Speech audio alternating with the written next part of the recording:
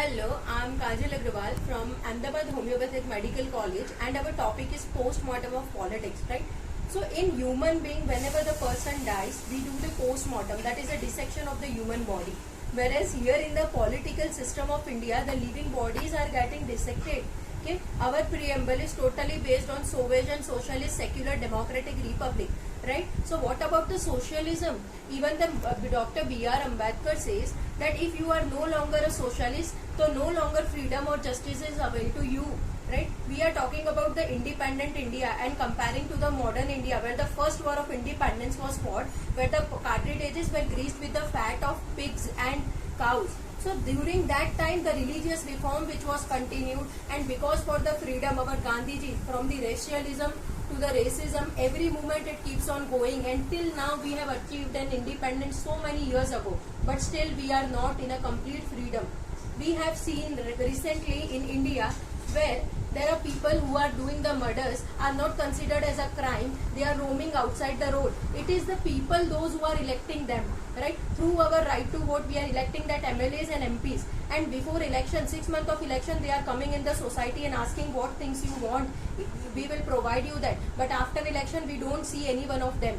Right now, in all over India, where the COVID situation is getting so worst, where the India is the second largest country which is affected by the pandemic, but they are continuously doing out the rallies. But whereas the common human being is breaking the law, it is such thing like illegal, and they have been imprisoned. Why they have not been imprisoned? They are still continuing their rally. They are also just doing the mass gathering, breaking the law. Where is the equality right now? India is the largest democratic country, but where is the equality? A woman which is raising a voice against them, voice against the justice, but she is being haunted, she is being violated, she is being abused on the national television. Now where are the feminists? Where are the patriarchy? Where are the people, those who are coming for the women empowerment?